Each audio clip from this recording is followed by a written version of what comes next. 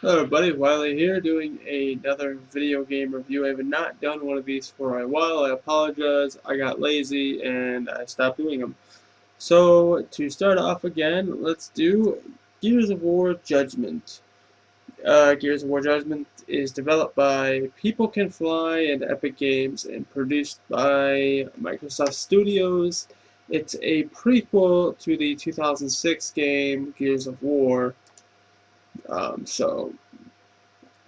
This game stars Kilo Squad, consisting of Lieutenant Damon Baird from the original series, and his squad that he commands, consisting of Augustus Cole, as you may know as the token black guy of the Gears of War series, and two new people, Sophia Kendrick and this other guy named Garen Paddock.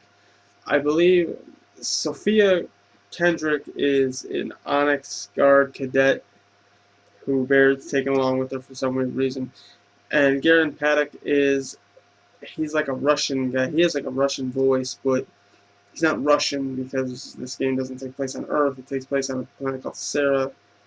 He's from a country called Grenagia, which is actually a country that's at war with the Cog. But when Emergence Day starts, their feud kind of ends with each other or something.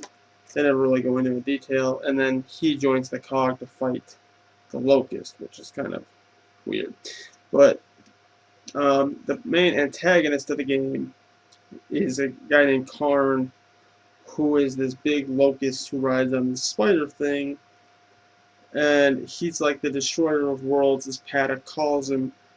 He basically destroyed Grenagia, and then he comes into Halvo Bay, which is like right next to Jacinto, and he's there to mess their shit up too. So Kilo Squad's got to stop him. The basic story of the game, more put into detail, is that Kilo Squad's constantly trying to stop Karn, but the game is told through a series of storylines. When the game first starts out, you're in a courtroom, and Kilo Squad's trying to defend themselves, and you go through each character's testimony of how the day went and what they did to try to stop Karn. And basically, there's 4 characters, so there's actually 5 testimonies because they go through Baird twice, and then eventually it leads up to present day and the end game. The campaign's about 6 hours long. If you're playing on hardcore, it's about 12, which is double that because it's harder. If you're playing on insane, it'll probably take 2 or more days to beat because insane can be kind of hard. They got a new declassified missions thing on there where it's like they're telling a story and then you can walk up to this little glowy gear thing on the wall and you can start like a mission, and the mission has certain conditions for you to finish it, such as lowering your ammo reserves, reduced visibility, making you use only certain weapons. It can be kind of annoying and stressful and hard. There are like a star system up above on the top left of the screen where there's a total of 3 stars you can earn, and stars are earned through ribbons and pretty much headshots and kills, all that crap. They wind up calculating it up. But if you go like down but not out, which on insane you're not going to, you're just gonna die. It drains the meter. Um, the entire single player is developed by People Can Fly. If you don't know who they are, they're the same people who developed Bulletstorm, which was kind of a mediocre kind of game. It was kind of fun for a little while, and then it's just like, the storyline was like, This game is kind of the same way. It's got a boring storyline. You get kind of a detailed background for the 2 new characters, but really the game's main focus is on Baird himself, because you kind of learn what happened from this point to Gears 1 when you meet him on Gears 1. Replayability, it's like 2 playthroughs. Play through on normal, just enjoy the storyline or whatever. And then if you want to, play through on insane. I warn you, insane in this game is not that easy. I don't know. I did it with the declassified missions, and I can tell you that insane with declassified missions is harder than it should be, because some of those missions are just impossible. But if you play insane by itself without doing those missions, I don't know, it could be a lot easier. I didn't try it. I don't plan on it. I beat it twice. I'm no longer playing the campaign.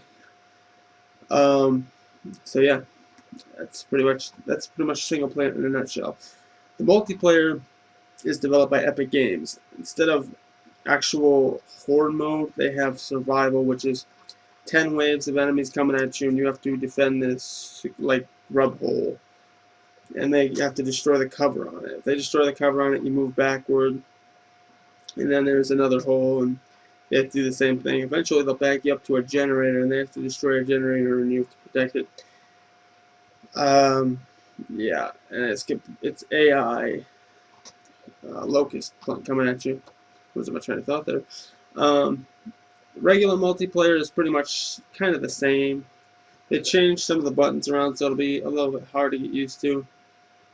But they got a new free-for-all mode. Down but not out has been like taken out of pretty much everything except execution. There's an overrun mode which works exactly like I just explained with survival, except they're human people, they're real players, should I say, playing the Locust.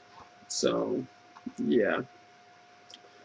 Multiplayer is pretty much the same because multiplayer is being run by Epic Games, so because they want to try to keep it the same, which is a good thing because multiplayer is awesome.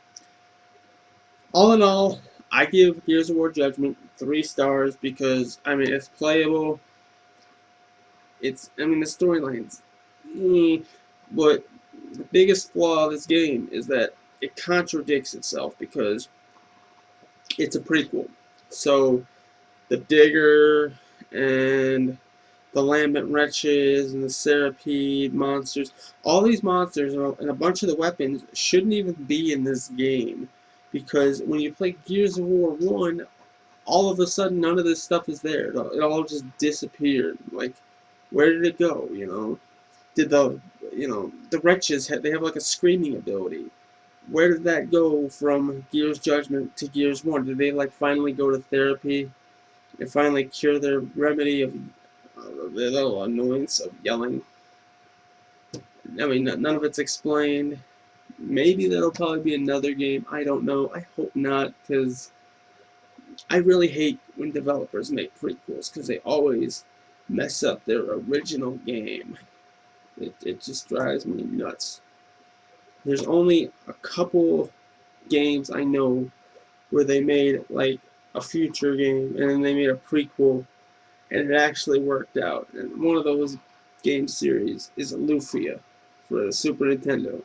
Because the first game was like, you thought it was that game, and then they made the second one, which was actually a prequel, and the storyline was well done. It tied like right in with how the first game starts. But Gears of War Judgment, I would say don't pay more than $30 if you plan to get this game. If you rent it, great. But if you're gonna buy it for like 20. I'd say 25 or lower. Do not buy it for more than that because it's definitely not worth it. The DLC that they are releasing for this game is garbage. It's just a bunch of old maps from previous games. There's no creativity involved. So all in all, like I said, 3 out of 5 stars. And that's my review. Hope you enjoyed it. Leave a comment below. Let me know what you think. Any ideas, thoughts, whatnot. And I will see you next review. Take care.